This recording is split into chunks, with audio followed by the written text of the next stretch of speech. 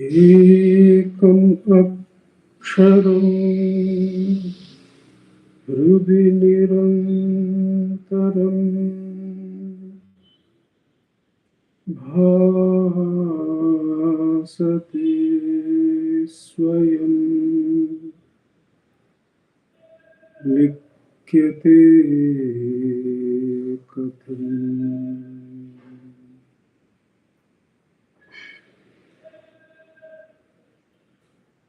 हृदय कुहर मध्ये केवलं ब्रह्ममात्रम् यहम् इति साक्षात् आत्मरूपेण भाति। हृदि विषमनसा स्वं चिन्वता मज्जता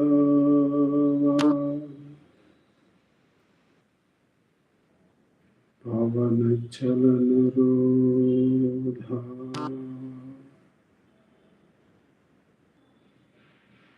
आत्मनिष्ठो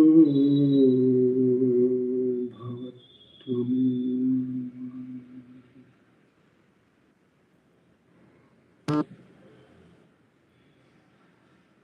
देहं मृण्मयवत् जडात्मकम् अहं बुद्धिर्न तस्यास्त्यतो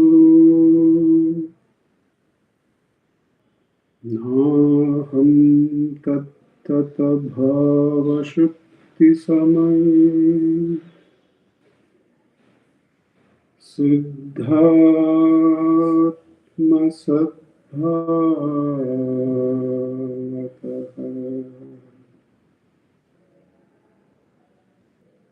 कोऽहं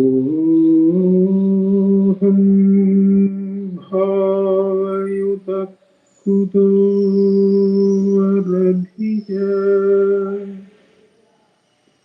दृष्टात्मनिष्टात्मना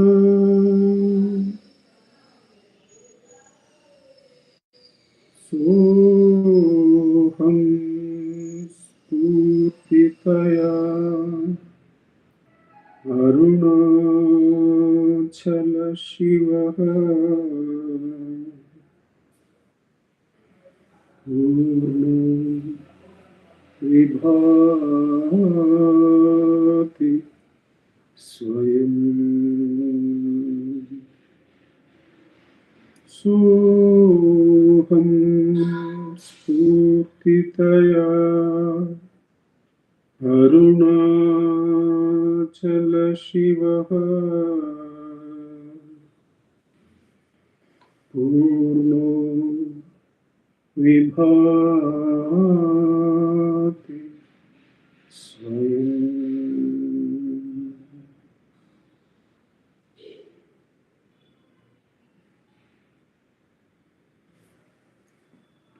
Namo Ramana. With Bhagavan's immense grace, we have been meditating on the work Sri Dakshinamurthy Stotram. The Sanskrit original is by Adi Shankara, and we have been relying on Bhagavan's translation of the work in Tamil.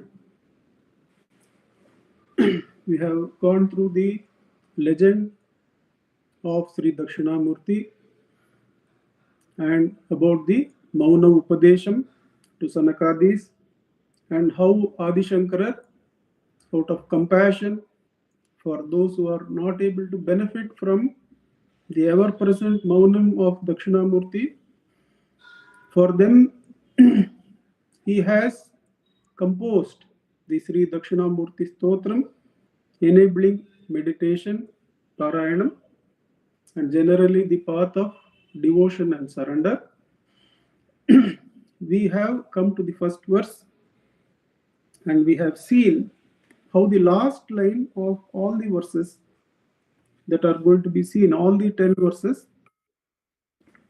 The last line is about the surrender to Sri Dakshinamurti, the Guru Swarupam. We go into the first verse. I read the Sanskrit and then the Tamil. The Sanskrit verse, of which we have to see the first 3 lines. The whole verse is like this.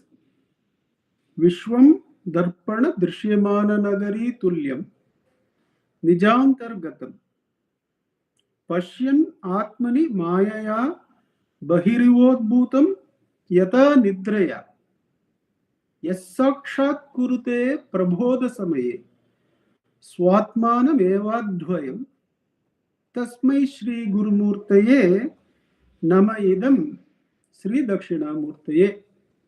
Tasmai Shri Gurumurtaye nama idam Sri Dakshinamurtaye. We have already seen that it is this prostration, this surrender is now made to Sri Dakshinamurti, the Guru Swarupa. So the first 3 lines, Vishwam Darpana Drishyamana Nagari Tulyam Nijantar Gatam Pashyan Atmani Mayaya Bahirivodbhutam Yata Nidraya Yas Sakshat Kurute Prabodha Samaye Swatmana Mevadvayam Tasmai Shri Gurumurtaye Namayidam Sri Dakshinamurtaye. How Bhagavan translates that? Ulagu kannadi oorner urattanul ajnanattal வெளியினில் துயில் கனாப்போல் விளங்கிட கண்டு ஞான நிலையுறு நேரம் தன்னை ஒருவனாய் எவன் நேர் காண்பன் தலையுறு குருவாம் அந்த Dakshinamurti Potri. Talayuru Guruvam and the Dakshinamurti Potri is the first Guru, the foremost Guru, Dakshinamurti. To him these prostrations. Ulagu kannadi oorner urattanul ajnanatta வெளியினில் துயில் கனாபோல் விளங்கிட கண்டு ஞான நிலையுறும் நேரம் தன்னை ஒருவனாய் எவன் நேர் காண்பன் தலையுறு குருவாம் அந்த Dakshinamurti Potri. Before we go into the first 3 lines, which are very much meditative and pointing to Atmavicharam, all these verses we will be seeing with Atmavicharam or self-enquiry in the backdrop as the Pradhana Sadhana, to which these meditations are greatly helpful and directive. Before we go into the first verse, a brief look at the layout of the 10 verses. There are 2 layouts suggested by Bhagavan. In 1935, I'll just tell you, 1938, 7th November, talk 569. In talk 569, there is this recording by Munagal Venkatramaya, that Bhagavan says here, the first 4 verses deal with the world. The world is shown to be same as the master, whose self is the self of the seeker also, or the master to whom the seeker surrenders himself. This is the layout of the 10 verses. Bhagavan in 1938, he suggests 2 layouts only for our convenience of sadhana. In 1938, he suggests that the first 4 stanzas deal with the world. It shows that the world is the same as the master whose self is that of the seeker also, or the master to whom the seeker surrenders himself. The second four stanzas deal with the individual, the jiva, whose self is shown to be the self of the master, or same as the master to whom he surrenders himself. The ninth stanza deals with Ishvara. The ninth stanza deals with Ishvara, and the 10th with the Siddhi or realization. The 10th stanza is the Phalastuti or the verse on the Phala. Here Bhagavan says that is the verse on realization. So the one kind of classification he gives us is that the first four verses are on the nature of the world, that they are the same as the self of the master, which is the same as the self of the sadhaka, or they are the same as the master to whom the jiva is surrendering. The next four verses, that is 5, 6, 7, 8, they deal with the jiva. The jiva's self is the same as the self of Sri Dakshinamurthy. And the 9th verse is on Ishvara. And the 10th verse is the Phalastuti or realization verse. That is one kind of classification. But we are going to rely on a later classification provided by Bhagavan only and presented by Srimati Kanakamal. She says that obviously Muruganar has been her teacher, and over time what we find is that we find teachings more easier for our understanding. If Bhagavan's Mauna of the first 6-7 years was the same as Dakshinamurthy Swami and the most difficult for a lay person to understand, we find towards the 40s and through the day by day letters, we find that the same self-enquiry, the same concept of Ishvara being made more and more accessible and simpler to our understanding by probably the varied type of questioners coming and falling at the feet of Bhagavan and requesting, and on our behalf making these clarifications available. We find that in the commentary to Dakshinamurthy Stotram, Kanakamal divides it as per Bhagavan's instructions only, that the first 3 verses are on the world and how the world, the form of the world or the reality of the world is the same as the self of Dakshinamurthy. That is first 3 verses. Then next 3 verses, 4, 5, 6, they are about the jiva and the self of the jiva being the same as the self of Dakshinamurthy Swami. And the next 3 verses, that is verse number 7, 8 and 9, are about the light that reveals the world and the jiva. The light that reveals the world and the jiva, that is the Ishvara. So 7, 8, 9 are about Ishvara being the self of Sri Dakshinamurthy Swami. And of course the 10th verse is the Phalastuti or the realization verse. So we are going to rely on this classification for ease of understanding, that's all. But then all this is going to point us towards the practice of self-enquiry and the depth and magnificence of that sadhana, the direct path given by Bhagavan. So this is the brief look at the layout of the work, that it talks about how the reality of the world is the self, how the reality of the jiva is indeed the self, and how the reality of Ishvara is also the self.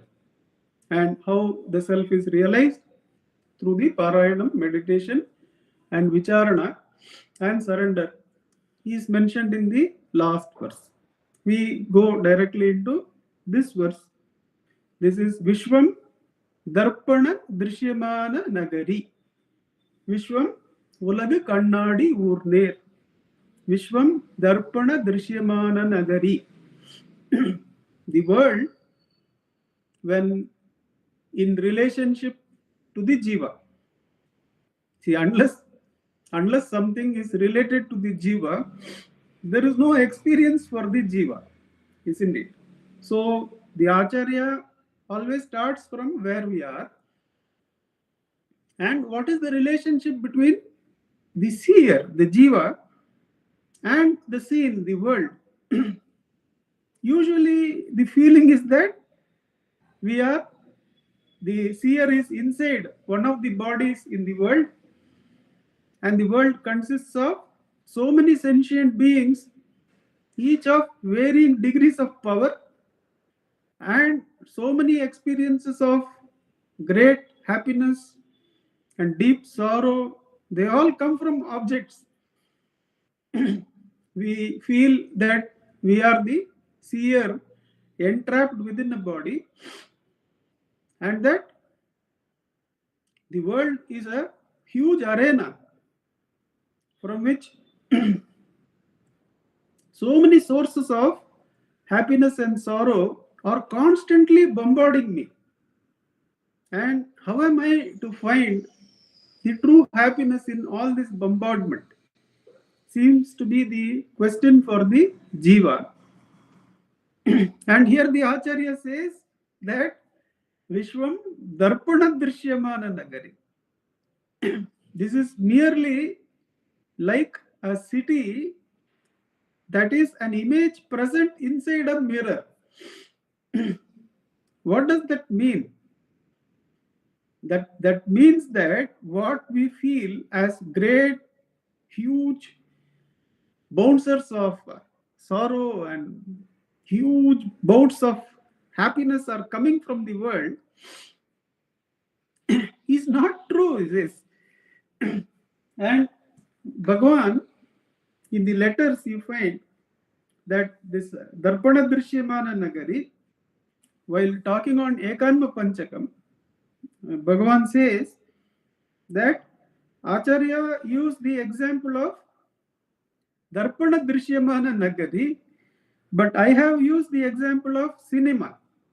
Even before the cinemas became popular, Bhagavan says he has used the example of cinema. Suppose you are seeing a cinema in an alien language, then your involvement in it is very little, and probably you will go for subscripts to make sense and derive some happiness and sorrow from the movie. But Bhagavan says there is no real happiness or sorrow in the movie. It is merely a set of images projected on a screen.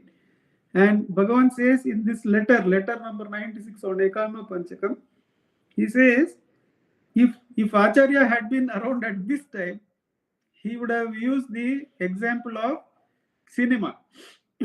That those images really don't have any kind of ability to make you happy or sorrowful.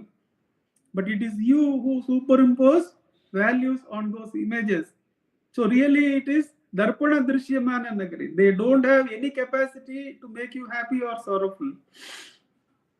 And this morning, Venkateshji had sent a quotation from Swami Shivananda, where Swami Shivananda says, the objects seem to bring happiness only because of your attachment to it.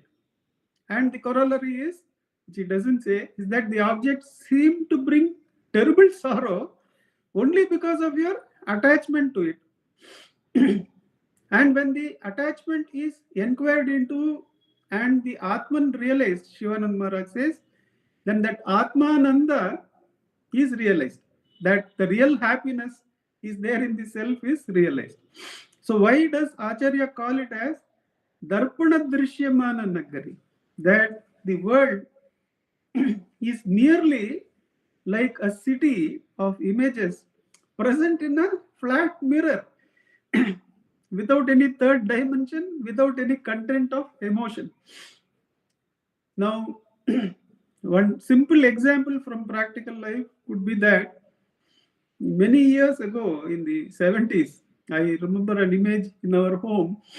My father and I, we used to have about a 5 feet uh, table, 5 feet high table on which we used to place the radio. The whole radio used to be there, in which we used to get the commentary about India and Pakistan playing in Pakistan, and the commentary would be going on, or in some other country, India playing some other country, some other team, and we will be jumping when India is having relative success. It need not be end of the match.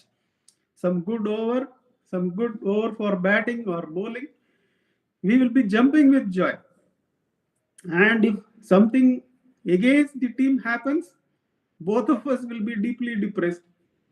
Whereas my mother would be in the kitchen and it would be as though for her the cricket match about from the Indian country playing another country was of no consequence at all. Later on, when we come to Vichara, we understand that really there is no happiness in Indian team winning or Indian team losing. It is only my attachment to the cricket game, which my mother did not have. She would have had different attachments.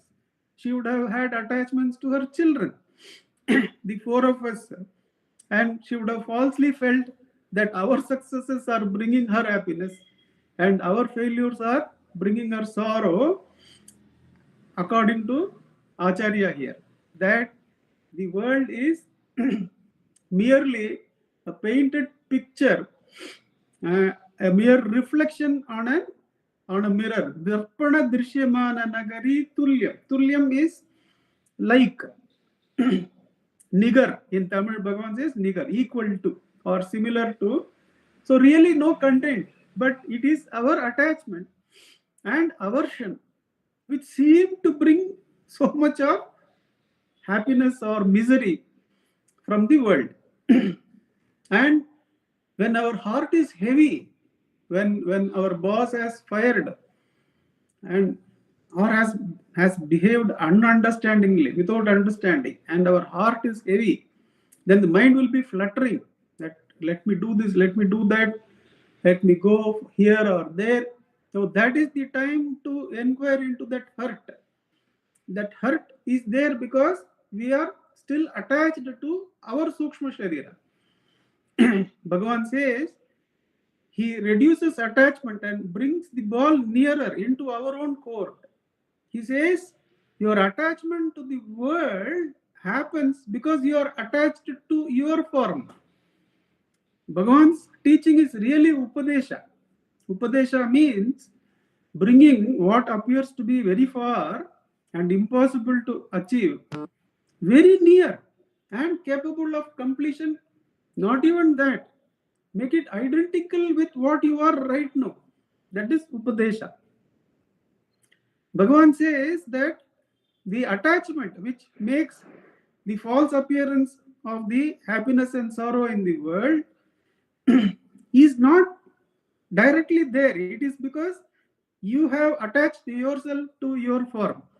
To the extent you are attached to your gross body, the world will also appear to be gross.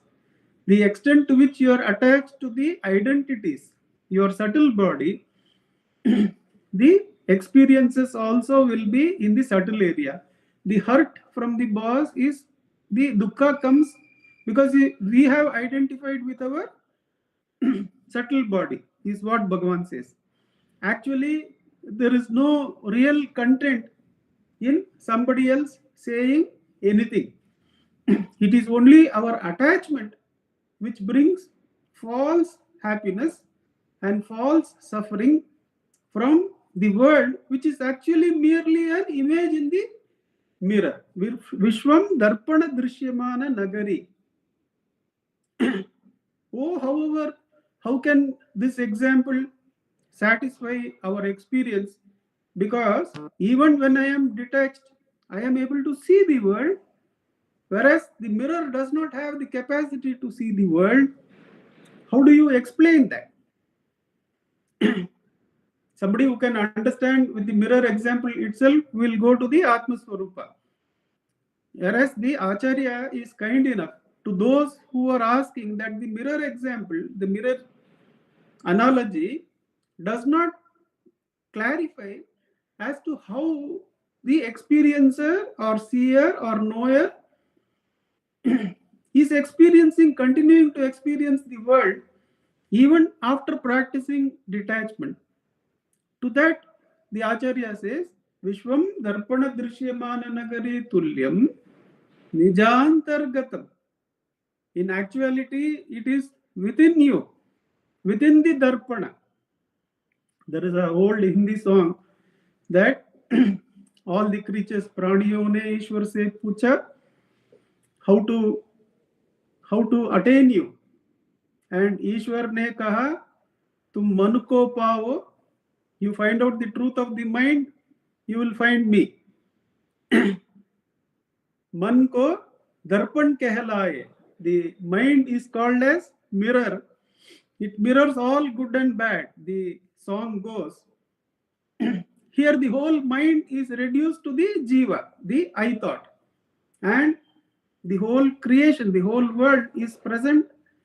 If the I thought, as the I thought is merely a mirror, the whole world is merely a reflected image on that.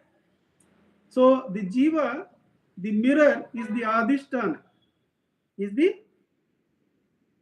support, and the world is the superimposition on that. The world is superimposed on the mirror is the adhisthana.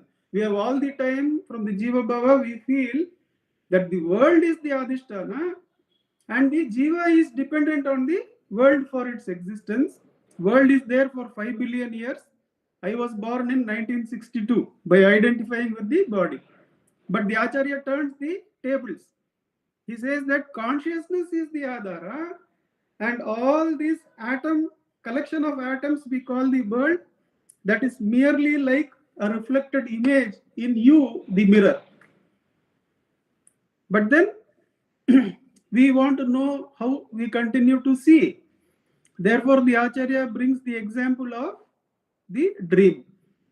Nijantargatam Pashyan Atmani Mayaya Bahirivodbhutam Yata Nidraya. Though the second example is of the dreamer, and the Acharya says, though the entire world is present inside you, inside the Atman. In the first example, the Atman is mirror and the world is merely images in the mirror. The images seem to be multiple. The mirror is one. The mirror is Adhara. The images are all superimposed. And what about the mirror not having the seeing ability? The Acharya shifts to the example of dream. In dream, what happens? All the happenings on the dream, in the dream, appear to be happening to an experiencer in the dream itself, because the dreamer has identified with one of the bodies in the dream. Actually, the whole dream is made of the dreamer only. The dreamer's chit only makes up all the emotions, all the personalities, all the environments. Everything is made of the chit of the dreamer. But then, in the dream, it doesn't appear like that. In the dream, it appears as though the dream is happening to an experiencer in the dream, because the dreamer, who is actually behind the whole dream, has identified with one of the personalities in the dream. And he is chased by animals, he is chased by hunger. All this happens in the dream. Bahirivodbhutam. Though the entire dream is inside you, the way in which the dream happens is you identify with one of the characters in the dream and project the whole story outside. The same thing is happening with the creation, he says. In the whole creation is present inside you. But then in the Sukshma Sharira, you identify with one of the characters, project it into the Sukshma area, and identify with the gross body and project it into the gross area. So, Vishwam Darpana Drishyamana Nagari Tulyam Nijantargatam. It is really inside you. Pashyan Atmani Mayaya Bahirivodbhutam. You are experiencing the world as though the world is outside. But in reality, that whole creation is inside you. From a mirror and an image which is incapable of giving you happiness or sorrow, Bhagavan, through Dakshinamurthy Stotram, is taking us how that whole creation is present within us. But then it is projected outside. In the Sukshma area, we project it by identifying with one of the Sukshma entities. Then we identify with the brain and the gross body and project it, trapping ourselves into a body. We project the whole creation as though it is outside. Now the de-telescoping, how it has to happen, we have to make the world into a mirror shadow, mirror reflected image, and then understand that the whole creation is like a dream actually present within us and projected by us. Bahirivodbhutam yata nidraya. To have a dream, one should have a nidra, a sleep, or a fundamental ignorance. That fundamental ignorance is called as self-ignorance, or in the collective area, the self-ignorance is called as Maya Shakti.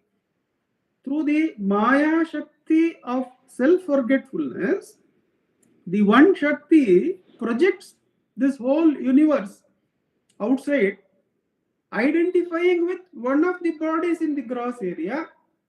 By Guru Kripa, it comes across Dakshinamurthy Stotram, considers the whole cricket match, the whole world to be merely a painted picture within a mirror, really having no content. And now from there, it has now looked at the thoughts within. The thoughts within also are projected from the I thought like a dream. Actually, all the thoughts are made of one I. The forgetfulness is the I has forgotten its own all-present nature and has trapped itself in a Sukshma area where it feels bombarded by other personalities, bombarded by many other thoughts. And Bhagavan is saying all those thoughts are made of the I thought only. And the whole dream has arisen because you are having the underlying nidra of self-forgetfulness.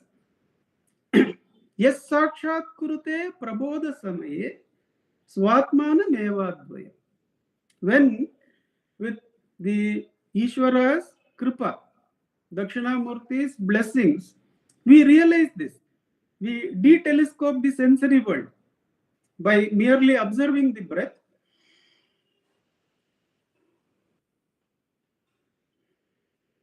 By holding the one breather, one breathing self who is within all living beings and plants, by holding that one breather who permeates the waking state and is called as Virat in Mandukya Upanishad, the one who permeates the mirror, like it permeates the whole sensory world. That mirror is called as Virat. And how the Jiva can hold the Virat in the waking state, the individual is called as Jiva or Vishwa, and the Ishvara is called as Virat.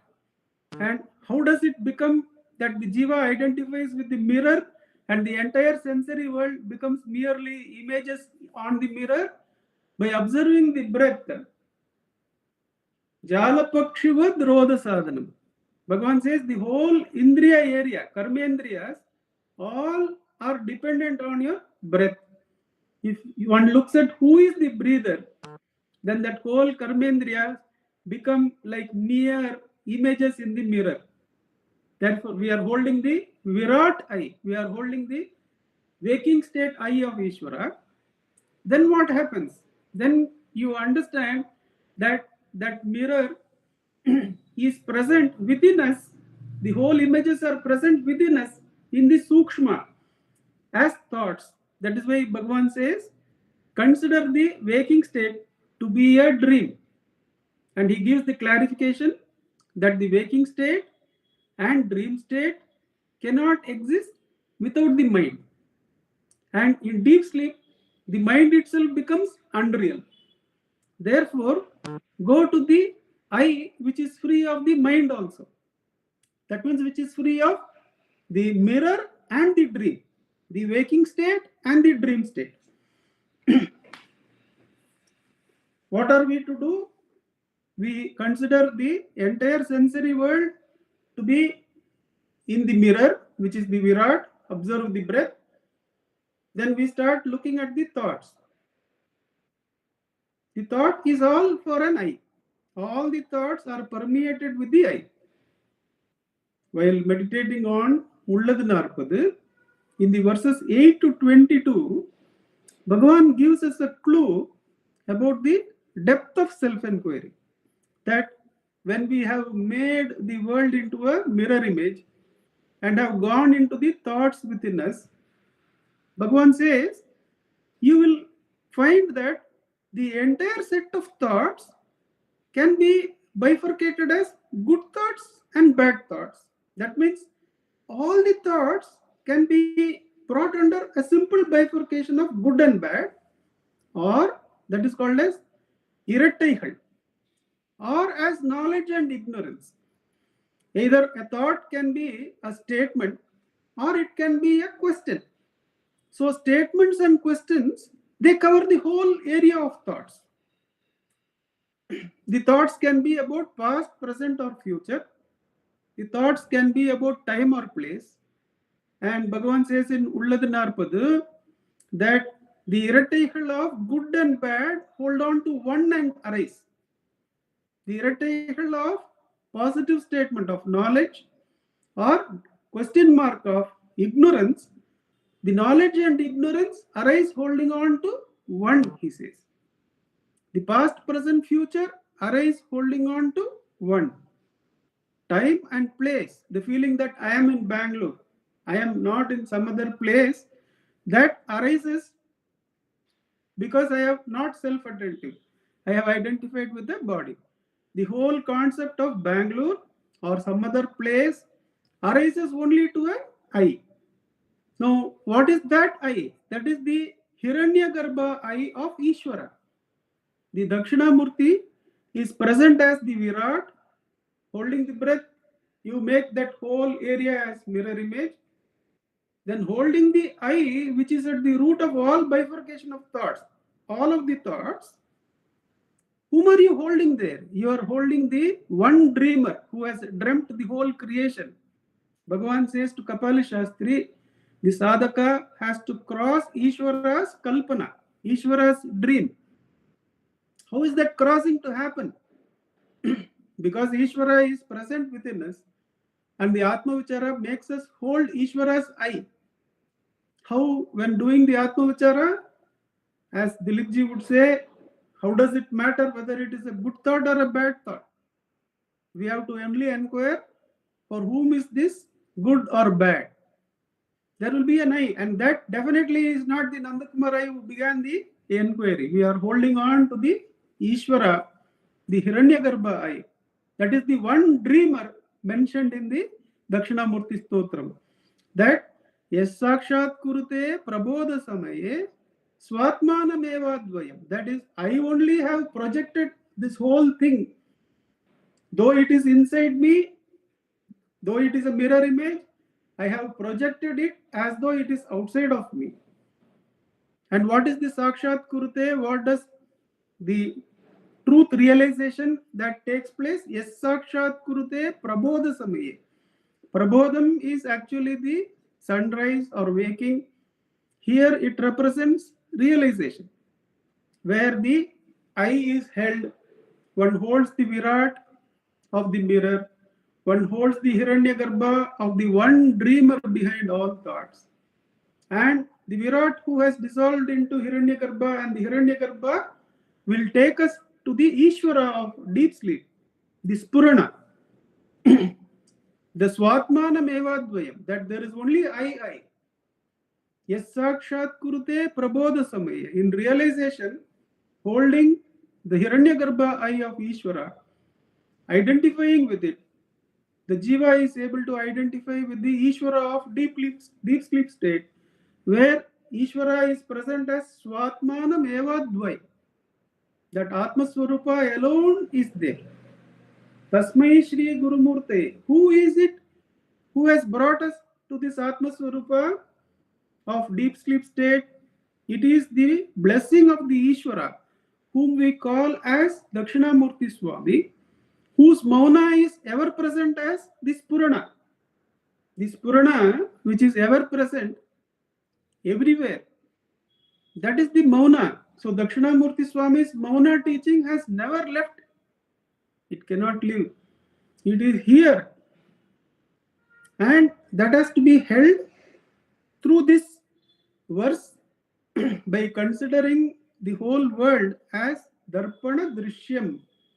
Hold that there is really no happiness, there is really no sorrow in the worldly objects. It is all superimposed because we falsely have attachment to the objects.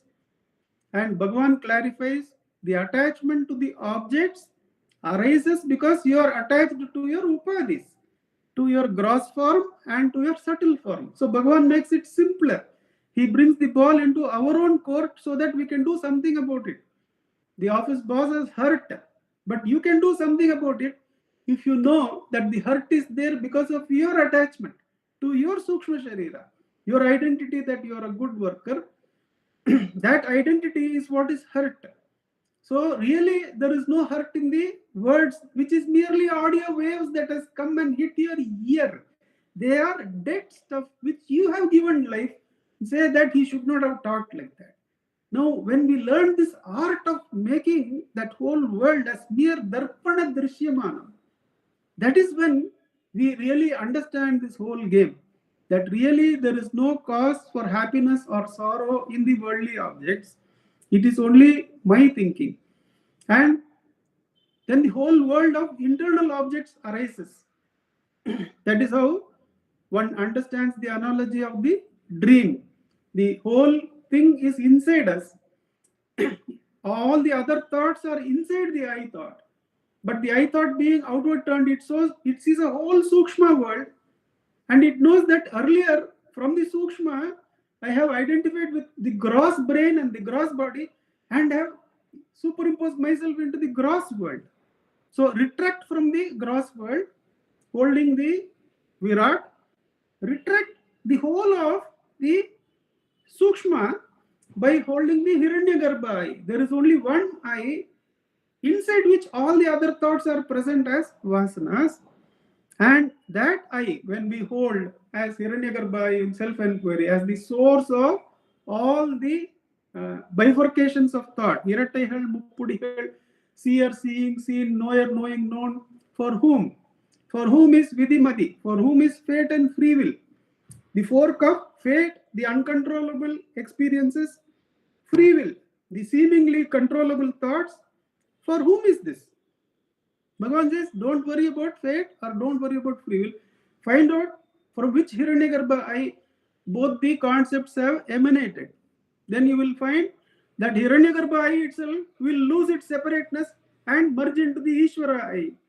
When the Hiranyagarbha eye itself is not there, where are the concepts of fate and free will? When the Hiranyagarbha eye itself de-telescopes and merges itself into the self alone is the eye of deep sleep, the Ishvara, then where is all the concept that seem to be so real to the Jiva, which has now done the inward journey of holding the Virat and the Hiranyagarbha I and being led into the Ishvara I, where there is no mind, there is no world, and Ishvara exists as the pure self of all, as Dakshinamurti Swami's Mauna, which is ever present. And that is the way in which the Jiva surrenders to the Mauna Swarupa of Dakshinamurti and learns this is the Mauna which has taught the Sanakadis. This Mauna Shakti of Dakshinamurti Swami, which Bhagavan was in predominantly in most of the time during the day, and that Mauna which would cancel out the thoughts of the people who come in and bring them to the silence of the ego, that Mauna is present within each one of us as the Ishvara Swarupa of deep sleep, which is present now. And identifying with that, identifying with this Purana, we make it Sakshat. Yes, Sakshat Kurute Prabodha Swami. By being enlightened to that Purana, we understand Swatmana Meva Dvayam, that there is only the Atma Swarupa. There is no Sukshma, there is no Stula, there is only the I. Tasmai Shri Gurumurtaye Namaidam Sri Dakshinamurtaye. The same Spurana can be experienced by surrendering to Bhagavan, by surrendering to Ramana Maharishi, who is Dakshinamurti Swarupa. Surrendering all the gross world happenings, surrendering all the Sukshma identities to Bhagavan Sri Ramana Maharishi, one gets freed of the attachments to the Stula and the attachments to the Sukshma. And naturally, the consciousness is led to the Spurana, the Ishvara's presence as the pure self of all. And one realizes that that self of all remains independent of any supports Stula or Sukshma. That is Swatmanam Eva Dvayam. And that Arupa is present to us as Ramana Rupa. Because Ramana has identified forever with the self of all. Meditating on Dakshinamurthy Stotram and doing Atma Vicharam automatically brings one within the ambit of grace of Bhagavan Sri Ramana Maharshi. Doing the Atma Vicharam that Bhagavan says, duly meditating on these great works like Mandukya Upanishad or Dakshinamurti Stotram or Bhagavan's own Ulladanarpadu or Upadesha Saram. When one does the Atma Vicharam, then automatically the grace of Bhagavan Sri Ramana Maharishi, who is identified with the Ishvara and the self of all, that grace will bring whatever we have to do in the Stula or in the Sukshma, they will be done through the grace automatically without any cribbing or feeling bad about it or feeling proud about it. They happen automatically. But then one realizes that one's real residence is only in the Swatmanam Eva Dvayam. Tasmai Shri Guru Murtaye Namaidam Sri Dakshinamurtaye, and one abides in that Spurana and realizes the greatness of Bhakti Marga, where surrender too brings us to the same Spurana, which is the Mauna Upadesham of Sri Dakshinamurti Swami and Bhagavan Sri Ramana Maharshi. Let us sit in Atma Vicharam for the next 10 minutes or so before we listen to Dr. Sharlaka. Julji, you can set the time for us. Thank you.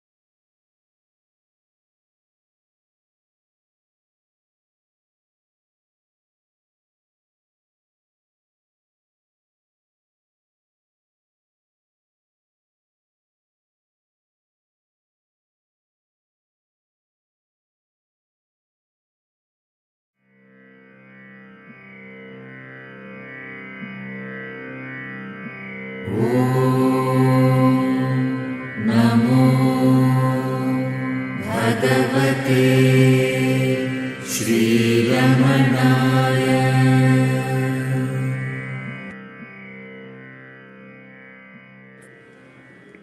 Namo Ramana. Namo Ramanaka. Namo Ramana. Prostrations to Ramana, shining as a self in all beings. By the immense grace of the self manifest as Ramana, we are meditating on the Dakshinamurthy Stotram. And in the first verse, we have been introduced to the world image, the world as a mirror.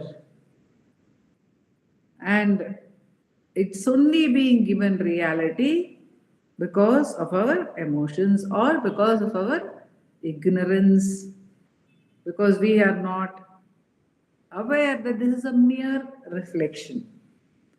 It took me to two stories, actually, the parable given by Abhinav Vidyatirtha Swami of, he just expands on this concept by saying there was a young child, a young girl who came across a mirror for the first time, and she was so enamored by that image which she saw, and she began to decorate the image in the mirror.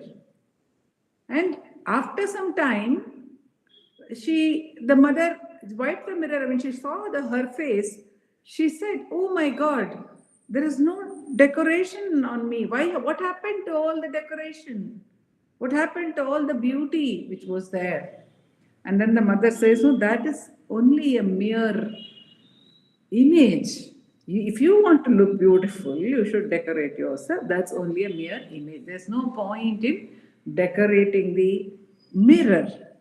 That was the parable which he gave. So, the amount of attention that we give to the world, the amount of meaning which we give to the world, is all cut away through this simple example that it is only a mere reflection. It's only what we see. The whole world is only a reflection.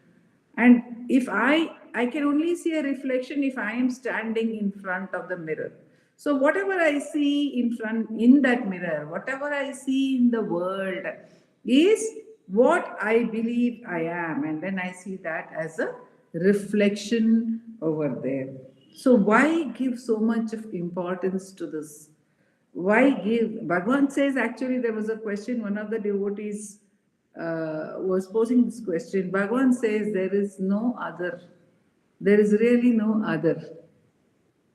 But there is really no other. That's why Bhagavan takes us to the example of, if you say there's a mirror, you say the mirror is outside of me, and then what I see is an object. So Bhagavan takes us to the example of the dream. And in the dream, in one of our meditations, our co-traveler, Sri Venkatesh Deshpande, he had posed a question.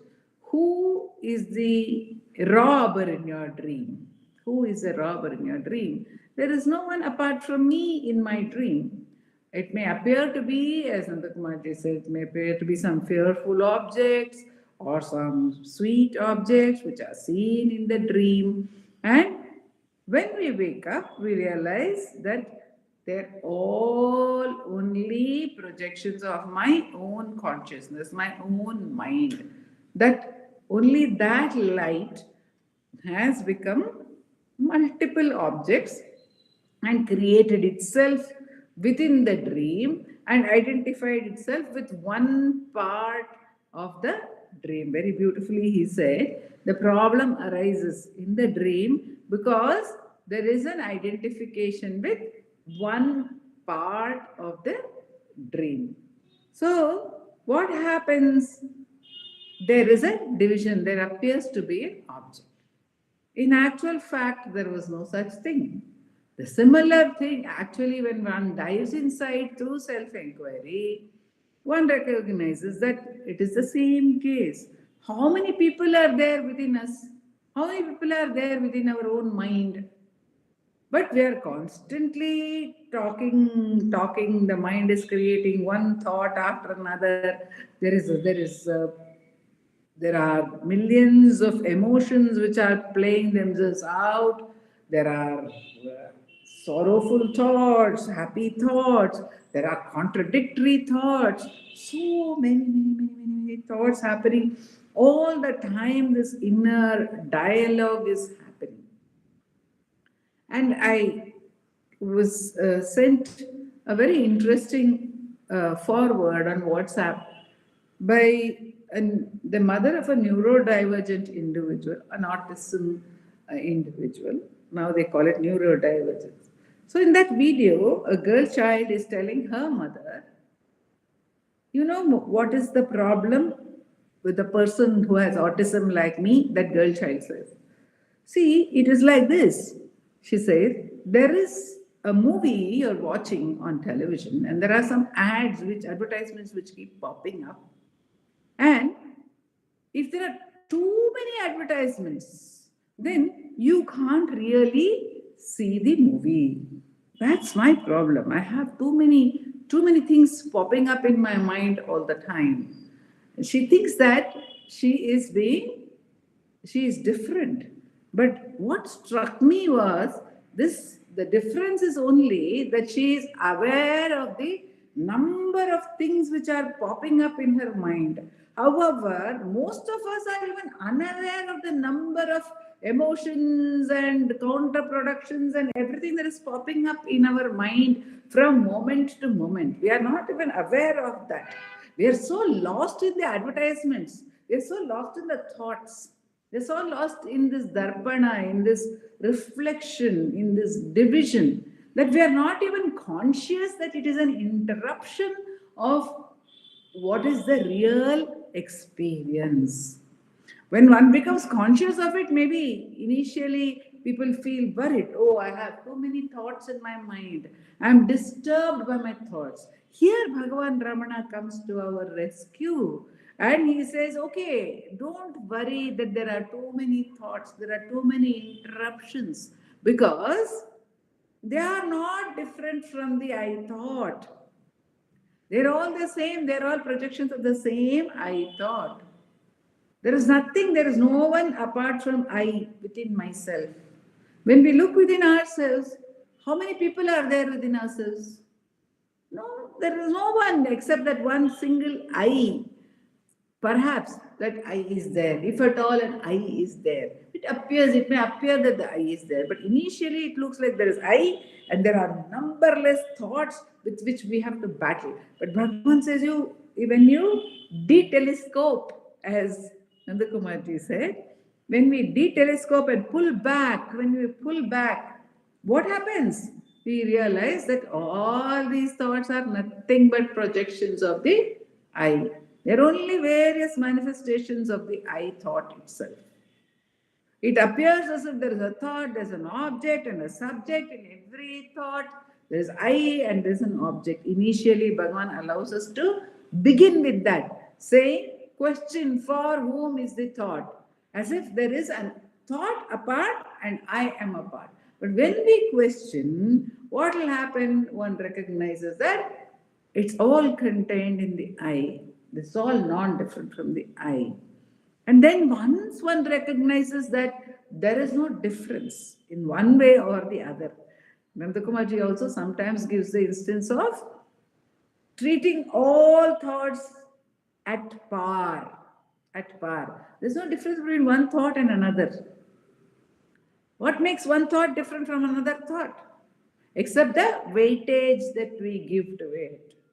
They're all thoughts.